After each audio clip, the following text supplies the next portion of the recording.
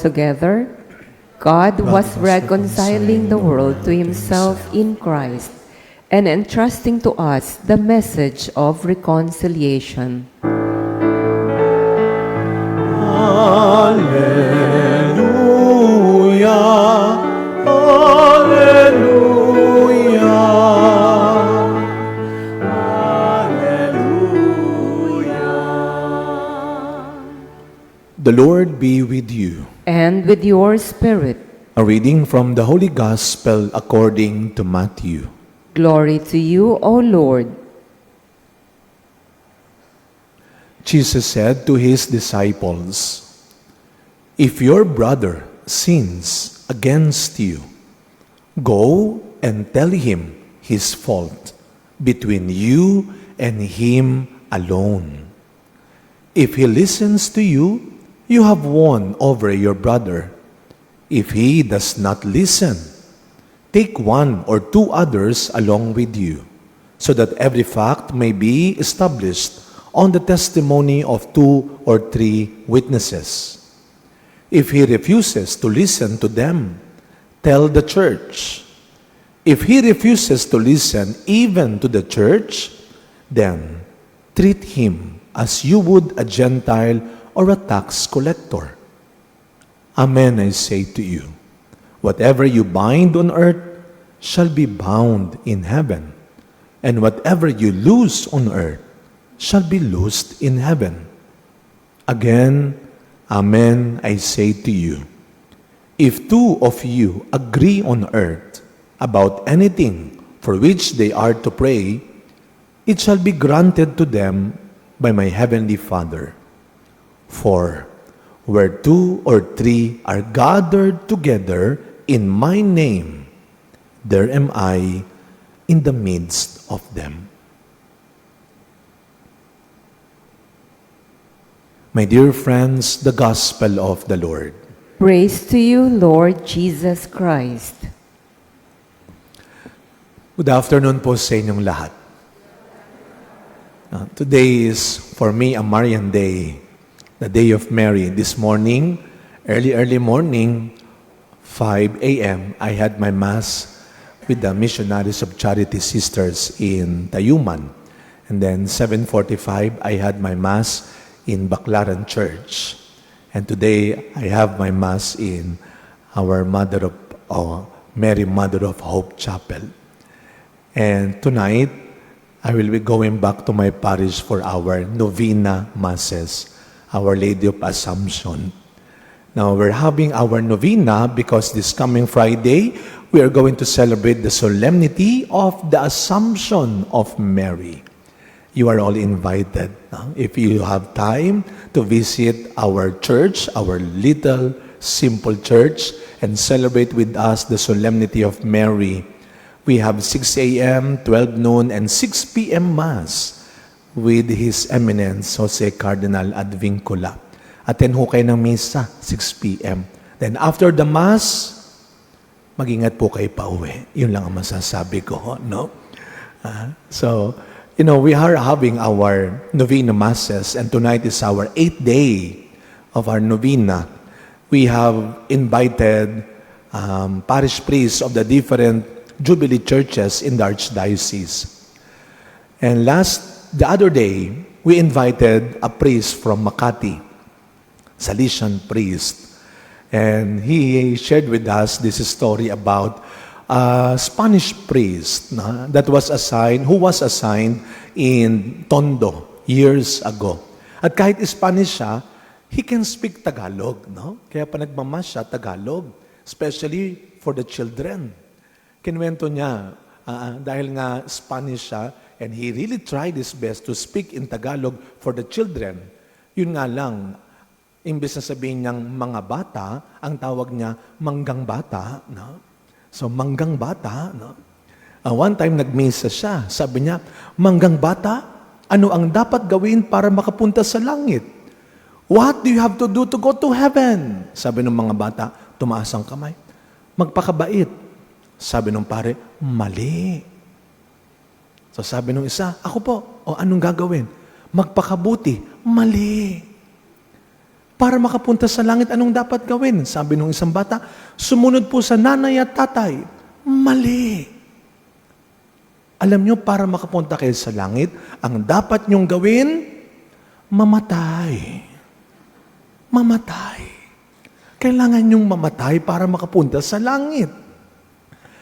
Sabi ko sa kanya, alam mo, Father, almost 17 years na akong pare, ngayon ko lang nalaman yan, na para pala makapunta lang sa langit, kailangan lang palang mamatay. Lahat naman tayo gusto natin makapunta ng langit.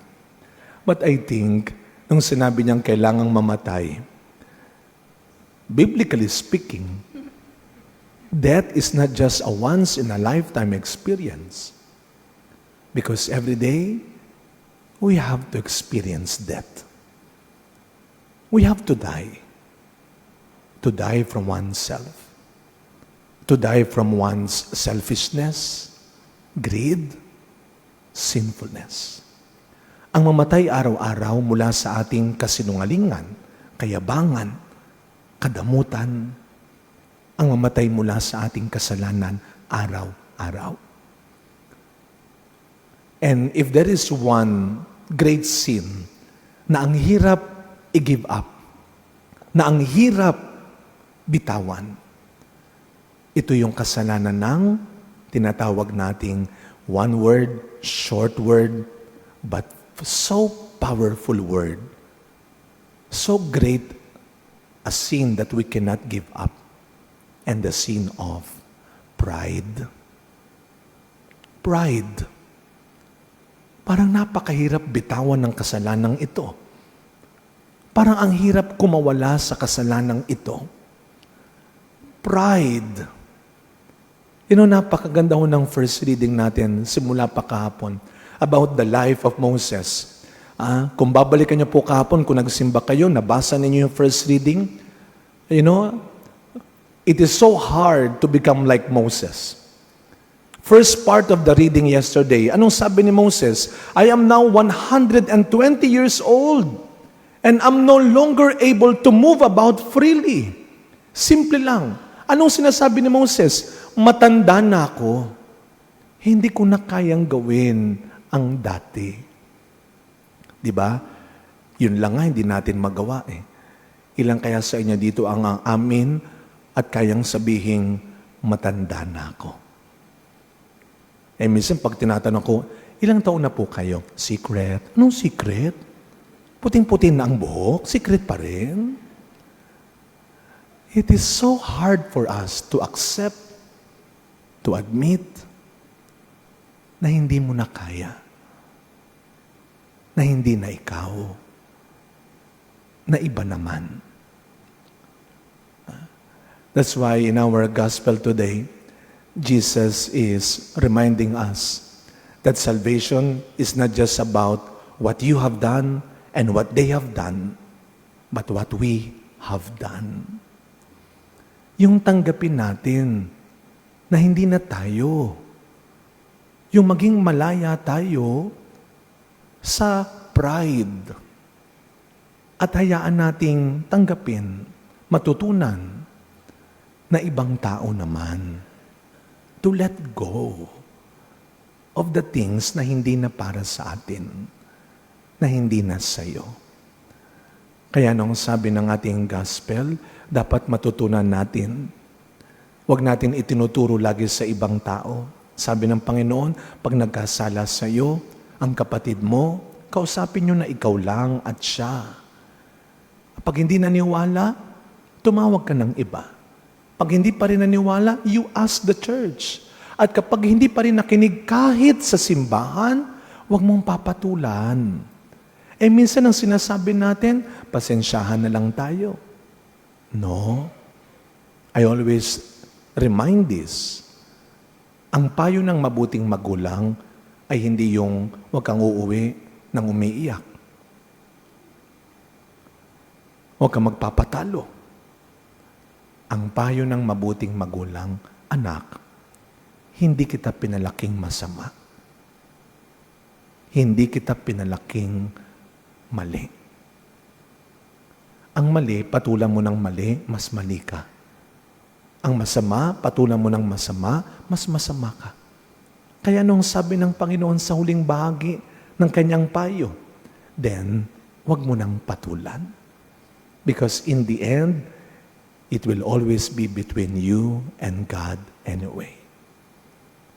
As we continue this celebration, my dear friends, this coming Friday, Mary is reminding us, wag natin sayangin yung isang buhay lang na binibigay ng Diyos sa atin sa mundo para hayaan nating sirain lang ng ibang tao. You are more than their sinfulness. You are more than their mistakes. And every day, with the hope that we can achieve from the life, from the examples of Mary, maniwala tayo that heaven is for real. For those who will always persevere to die every day, to die for the Lord, and to die only because of the Lord. Because to die for Him is to rise again with Him. Amen.